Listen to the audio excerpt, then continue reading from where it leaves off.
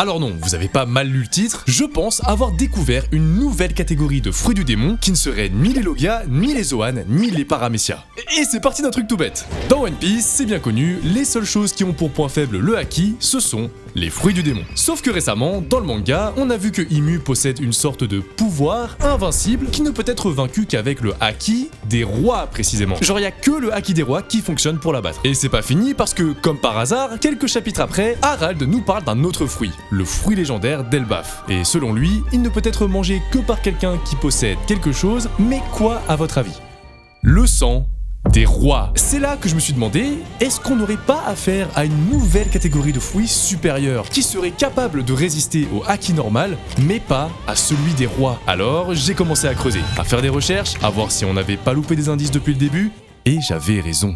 Tout semble coller parfaitement. Installez-vous confortablement parce qu'on va probablement attaquer la plus grosse théorie de ma chaîne. Pourquoi je pense que Loki, Imu et Luffy possèdent un nouveau type de fruits du démon, des fruits originels qui contiennent les pouvoirs des fondateurs du monde de One Piece. Laissez-moi tout vous expliquer sur les fruits du démon de type basique. Ah oui, au fait, faut que je vous parle. Le 1er mai, je vais sortir le plus gros projet que cette chaîne n'ait jamais connu. Et je sais que ça va trop vous plaire parce que le projet est en rapport direct avec One Piece. Je sors ma marque de tableau One Piece, Blue Line. Alors Blue Line, ça sera des tableaux qui représenteront différentes îles ou paysages de One Piece, mais ça sera pas juste un poster avec un cadre. Moi, je vous parle d'une toile canevas en tissu d'hyper bonne qualité, soutenue par 2 supports en bois. Bref, ça sera un vrai bel objet décoratif, mais surtout de passionnés de One Piece. Parce que figurez-vous que les illustrations des tableaux, en plus d'être 100% faites maison, seront produites ni plus ni moins que par la même personne qui dessine mes miniatures, le frérot Gate Highway. On est tous les deux de très grands fans de l'œuvre, et donc là actuellement on se donne à fond pour vous sortir un objet One Piece que vous serez fiers d'accrocher sur votre mur. Bon, là ce que vous voyez depuis tout à l'heure, c'est les premiers visuels qu'on a imaginés avec mon équipe, et justement vous aussi vous allez pouvoir participer à la conception des designs. Bah ouais, le but c'est quand même que ça soit un produit de fan, mais ça, je vous en reparle à la fin de la vidéo.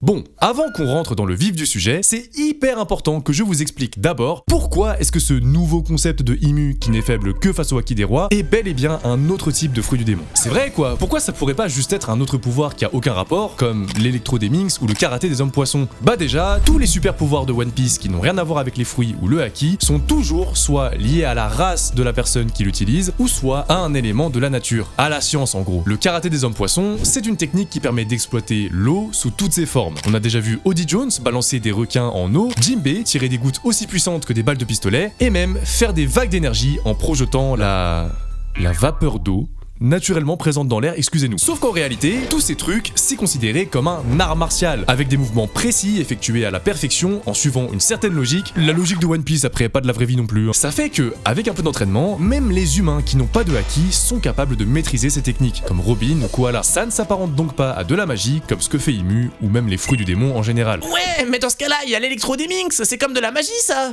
Oui. Là, c'est plus surnaturel. Les Minks, qui sont des espèces d'animaux anthropomorphes, sont capables de créer des éclairs d'on ne sait où, et ça leur permet de foudroyer leurs ennemis en combat, de les paralyser et même d'induire leurs armes avec, un peu comme si c'était le Gorogoronomi de Temu. Mais les gars, préparez-vous à être déçus, parce que l'explication de ce pouvoir, elle est toute bête. C'est juste de l'électricité statique un peu boostée. Ouais, le truc que tu ressens quand tu enfiles un pull bien rugueux en hiver, c'est la même chose. En restant dans la logique de One Piece, évidemment, faut pas abuser non plus. C'est grâce au frottement de leur fourrure très dense que les Minks réussissent à produire des charges électriques plus ou moins puissantes, ce qui fait qu'au final, n'importe quel animal à fourrure peut réussir à maîtriser l'électro, pour peu qu'il ait un minimum d'intelligence, évidemment. Là, il y a toujours aucun rapport ni avec le haki, ni avec les fruits du démon, et même le sulong, qui est un truc propre à la race des Minks, est naturel, vu qu'il est provoqué grâce aux ondes qu'émet la lune. Voilà, on pourrait continuer comme ça pendant des heures, mais ce que je veux que vous compreniez, c'est que les super pouvoirs dans One Piece sont des phénomènes tout à fait explicables. Contrairement aux fruits du démon qui à la base sont littéralement des pactes avec le diable. Je vous rappelle que vous mangez un fruit qui vous accorde un pouvoir né d'un désir qui en plus a pour contrepartie de vous rendre vulnérable à l'eau, élément qui est littéralement présent partout dans le monde de One Piece. On a tellement banalisé ça dans la série que ça nous fait plus rien de voir un nouveau fruit, alors que, rappelez-vous, les gens étaient terrifiés dès qu'ils apprenaient que leur ennemi en avait mangé un. C'est pour ça que dans le passé, au cours de l'histoire, les humains normaux ont dû développer leur propre pouvoir pour s'opposer au règne des utilisateurs de fruits du démon, et ainsi rétablir l'équilibre du monde. le haki. Ce pouvoir est une manifestation physique de leur ambition de prendre le dessus sur eux, et d'ailleurs ça veut littéralement dire ambition en japonais. Après, est-ce que leur objectif était uniquement de contrer les fruits du démon? Ça, on sait pas vraiment, mais le fait est que, en plus du granit marin, le haki, c'est bien leur seule faiblesse connue. Alors peut-être que vous pensez que je dis ça pour faire référence au fait que le haki de l'armement permet de toucher les logias, mais absolument pas. Ça ne concerne pas seulement les logias, mais bel et bien tous les types de fruits. Au chapitre 661, durant le combat de Smoker et Law au début de Punk Hazard, Tashigi essaye aussi à un moment de se ramener dans la bataille après avoir vu que Smoker est en difficulté. Donc elle va pour attaquer Law, et c'est là que Smoker l'avertit en disant « Ne fais pas ça Tashigi, ton haki est trop faible face à lui ». Alors là, on pourrait se dire, qu'est-ce que tu racontes, chef? Law, a priori, c'est pas un logia, Tashigi, elle est très bien capable de le toucher. Sauf que ce qu'il faut comprendre ici, c'est que le haki, en général, on doit plus le voir comme un niveau de puissance plutôt que comme une technique. D'un côté, on a le haki en tant que pouvoir, celui qui, entre guillemets, circule dans le corps, et de l'autre, on a le haki de l'armement et de l'observation, etc., qui sont des utilisations spéciales de cette force vitale. En gros, c'est pas parce que ton bras devient noir que tu peux contrer tous les utilisateurs de fruits. Non, pour en être sûr, il faut prendre en compte le niveau global du haki de tout ton corps. On a même pu voir à plusieurs reprises que le haki permet d'annuler les effets d'un fruit du démon, comme lorsque Law sort son aura pour annuler la maladie de Dog Q qui le transformait en femme, ou lorsque le haki de Joy Boy est déployé sur Egghead, annulant carrément la transformation du Gorosei, qui sont quand même, excusez-moi de le dire, des Zoan mythiques éveillés. Mais alors, après avoir vu ça, on serait en droit de se demander logiquement d'où sort le haki des rois. Parce que là où le haki normal est une chose tout à fait atteignable par n'importe qui avec de l'entraînement, le haki des rois, au contraire, c'est un truc qui est décidé à la naissance, et qui permet grâce à lui de littéralement faire la même chose que le haki normal, mais en mieux. On peut s'en recouvrir pour attaquer, mais aussi l'induire sur des armes, enfin on peut limite voir ça comme un nouveau pouvoir à part entière du haki. Alors dans ce cas-là, pourquoi est-ce que le fruit du démon de Imu, qui octroie des pouvoirs qu'on n'a jamais vus avant et qui n'est faible que face au haki des rois, ne serait pas également un nouveau type de fruit du démon que seuls certains élus seraient aptes à manger? Bah, parce que ça peut très bien être un Zoan mythique normal, vu qu'il y a qu'eux qui ont des pouvoirs différents. Bah quoi, je dis... Ça paraît vachement souvent dans les vidéos quand même, toi. Bon. Les Zoan mythiques. Oui, c'est vrai que pendant longtemps dans la tête des gens, on a toujours classé ce genre de fruits dans une catégorie à part. Parce que, ils sont juste trop bizarres. C'est pour l'instant les seuls fruits du démon capables d'octroyer 2, 3, voire 4 pouvoirs différents à un seul et même individu, et c'est souvent un truc du style « Je suis capable de me transformer en créature puissante, mais oh, je peux aussi faire de la glace, tiens !» Ou « Oh là là, t'as vu comment je suis un dragon légendaire, mais je peux aussi endormir ce géant ?» Malgré tout, peu importe leur pouvoir, les Zoan mythiques restent des Zoan. Et depuis le début, j'appuie bien sur le fait que le 4e type de fruit du démon dont je parle n'a rien à voir avec les 3 autres, que c'est un tout nouveau type. Et c'est pas un nouveau type seulement parce qu'il accorde des pouvoirs très différents de ce qu'on a l'habitude de voir. Non, en fait, ce qu'il faut réellement regarder, c'est ça. Oui, c'est le fruit. Pas le fruit en mode ses pouvoirs, je sais pas quoi. Non, le fruit simple à l'état de fruit. C'est dedans qu'il y a la différence. Chapitre 1044. On apprend pour la première fois que les fruits du démon Zoan possèdent une conscience et qu'il y en a un en particulier qui est capable de choisir s'il se fait manger ou non. Le Hito Hitonomi modèle Nika. Ça veut dire que certains fruits du démon, ils sont juste vivants en fait. Le fruit en question est capable d'échapper à des personnes qui le traquent pendant plusieurs siècles, alors que c'est vraiment juste un fruit qui peut pas bouger quoi, genre c'est comme une pomme. Il peut contrôler les aléas du destin pour que seule la personne qui l'a choisi puisse mettre la main dessus. C'est du jamais vu dans l'histoire de l'œuvre. Normalement un fruit c'est un objet, peu importe si c'est un Zoan ou pas, tu l'achètes, tu le manges et voilà. Mais ici, même si tu l'as entre les mains, il y a un monde où peu importe ce que tu fais, tu ne pourras jamais le manger. Il y aura toujours un événement random qui va se déclencher qui fera que jamais tu ne pourras porter ce fruit à ta bouche. Et vous savez quoi? Il existe un 2e fruit du démon dans One Piece qui est exactement pareil.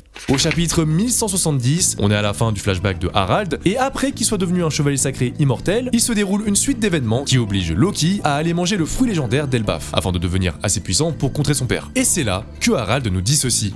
En réalité, personne ne peut manger ce fruit. Il ajoute même que ça fait des centaines d'années que personne ne l'a jamais mangé, même pas un membre de la famille royale. Je vous rappelle qu'avant le règne de Harald, Elbaf était un pays de guerriers sanguinaires, il y avait toujours Heja là-bas. J'ai vraiment écrit ça, frère. Et il foutait le bazar même dans les pays voisins. Donc je pense pas trop m'avancer en disant ça, mais je vois pas une seule seconde où les géants de cette époque n'essaieraient même pas de s'emparer du pouvoir exceptionnel de ce fruit. Ça veut dire que là aussi, on a affaire à un Zoan mythique, au pouvoir légendaire, qui a échappé à tous ceux qui voulaient le manger pendant des siècles. Encore un autre. D'ailleurs, tenez-vous bien, parce qu'on a même encore plus d'infos, vu que, un peu plus tard, lorsque Loki mange enfin le fruit, Harald lui dit que si le fruit l'a choisi, c'est qu'il possède bel et bien le sang d'un roi. Donc, Pour pouvoir manger ces fruits spéciaux qui a priori ont pour faiblesse le haki des rois, il faut absolument avoir le sang d'un roi. Entre guillemets. Il y a ce thème récurrent de la royauté qui revient, et même si pour l'instant, ça veut un peu rien dire, hein, genre lui aussi, il a le sang d'un roi techniquement, et c'est un énorme indice, sur lequel on va bien revenir dans quelques instants. Parce que là, ça y est, on progresse, non seulement on constate que les fruits de Loki et Luffy sont de même nature, mais en plus, ça explique aussi pourquoi Luffy a des pouvoirs aussi chelous. Alors ici, je fais écho à la vidéo que j'ai sortie l'année dernière sur pourquoi Luffy n'a pas de forme hybride. Vous l'avez tous vu, hein, d'ailleurs merci beaucoup pour les stats. Et la théorie d'aujourd'hui, justement, l'explique totalement. Luffy en Gear 5, c'est le seul perso qui possède des pouvoirs qui n'appartiennent qu'aux Paramecia, comme influencer son environnement, se rendre élastique ou créer des objets, mais en plus des pouvoirs propres aux Zoan, vu qu'il peut se transformer, et encore en plus des pouvoirs propres au Logia, parce que les attaques des ennemis passent à travers lui à plusieurs reprises sans que ça ne lui fasse le moindre dégât. C'est limite plus lui qui se fatigue tout seul pour maintenir cette forme, plutôt qu'en recevant les coups de son adversaire. Ça dépasse clairement le stade de Zoan mythique. Et pour Imu, c'est pareil. Ouais, on n'a pas vraiment d'infos sur si elle a mangé un fruit ou pas, mais si on le regarde bien, force est de constater qu'elle a le même genre de pouvoir chelou que le Figure 5. Elle incarne un espèce de démon, peut-être même le diable en personne, et justement, le diable et Nika ont pour point commun de posséder leur propre légende dans le monde de One Piece. On sait que Nika, c'est le guerrier qui libère les faibles des oppresseurs dans le monde. Et le diable, dans One Piece, c'est une figure qui revient souvent et qui est notamment connue pour avoir scellé Davy Jones au fin fond de la mer. Mais ça ne s'arrête pas là. Tout comme Luffy, le fruit de Imu lui permet de se transformer comme un Zoan, créer des objets, altérer l'environnement ou des personnes comme les Paramecia, et les attaques des autres passent même à travers elle comme les Logia. Mais y a rien à voir avec les Logia là, c'est juste qu'elle est immortelle. Si, même là y a un rapport. Regarde, les Logia, on peut pas les toucher à moins d'avoir le counter de leur élément ou bien le haki basique de l'armement. C'est-à-dire qu'il n'y a pas besoin d'avoir un haki de fou furieux. Dès que t'arrives au stade où tu peux noircir ton bras, tu peux toucher un Logia. Et pour ce nouveau type de fruit du démon, on a vu que la seule manière de les toucher, c'est d'utiliser le haki des rois. C'est exactement le même système, mais en amélioré. Pour Loki, on a pour l'instant que très peu d'informations sur son fruit, mais on peut s'attendre à ce qu'il ait des pouvoirs similaires qui ne rentrent dans aucune catégorie, Logia, Zoan, Paramecia. Il pourrait être inspiré du dragon nordique Nidhogg, déjà de par son apparence similaire, mais aussi car dans la mythologie nordique, Nidhogg est toujours accompagné d'un écureuil, Ratatosk, tout comme Loki avec son marteau qui a mangé le Zoan d'un écureuil. Alors on n'a pas énormément d'informations sur les pouvoirs de ce fameux Nidhogg, mais ce qui revient le plus souvent, c'est qu'il serait un espèce de dragon de la mort qui emporte les cadavres des criminels. Mais alors, est-ce que c'est tout? Je veux dire, est-ce que l'auteur aurait juste créé une nouvelle catégorie de fruits juste pour dire, voilà, ils sont plus puissants parce qu'il faut le haki des rois pour les battre?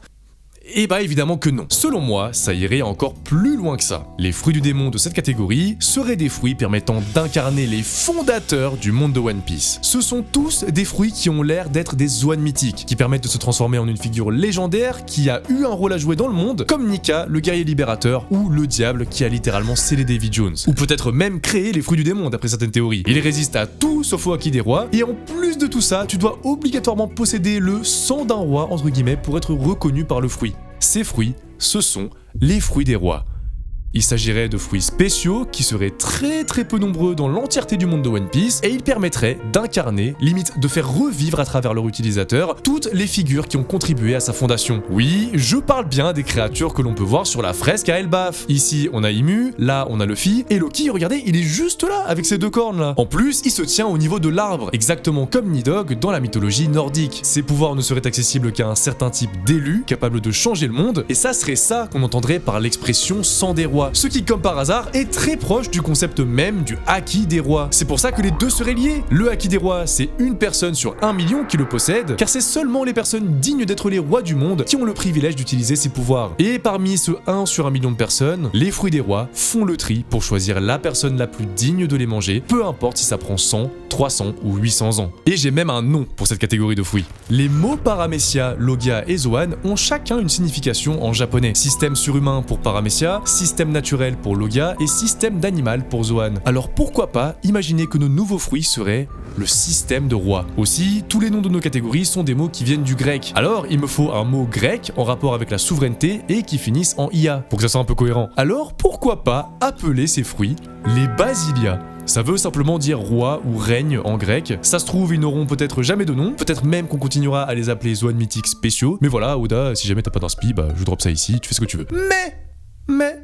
Et oui, il y a un mais, bah oui. C'est là qu'on va arriver au problème suivant. Si Luffy était déjà un élu du destin de par son fruit, et bah ça casse absolument tout le message de base de One Piece qui est de toujours affronter des challenges de plus en plus grands pour se surpasser. Parce que si au final, Luffy c'est juste la réincarnation de l'ermite Rikudo et que finalement bah fallait juste attendre qu'il s'éveille à un moment pour battre tout le monde, à quoi bon s'entraîner pour créer et maîtriser des gears? À quoi bon les épreuves qu'il a traversées? À quoi bon l'ellipse de 2 ans en fait? Eh bien, parce que c'est le fruit qui choisit.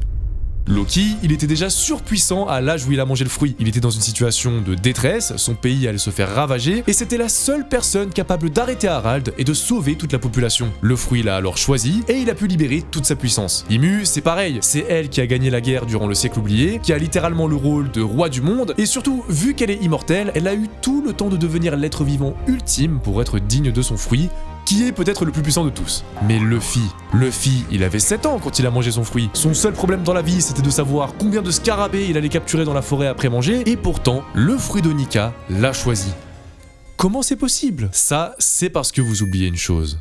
Les fruits de type Basilia ont une conscience. S'ils sont capables de manipuler le destin pour que personne ne puisse s'approcher d'eux pendant des siècles, qui vous dit qu'ils ne sont pas aussi capables de choisir si oui ou non ils donnent accès à leur puissance? Ok, peut-être que Luffy était déjà bien entouré, d'une bonne lignée et qu'il était déjà destiné à de grandes choses, mais ça change rien au fait qu'il a dû mériter son pouvoir. S'il y a bien une personne qui a commencé la piraterie en mode difficile, c'est Luffy. S'il ne s'était jamais entraîné, n'avait jamais cherché à se battre avec le plus de liberté et de créativité possible, il n'aurait jamais pu éveiller son pouvoir. Et c'est seulement une fois devant son adversaire le plus puissant, aux portes de la mort, que le Hito-Hitonomi modèle Nika a pu enfin le reconnaître digne d'utiliser son véritable potentiel.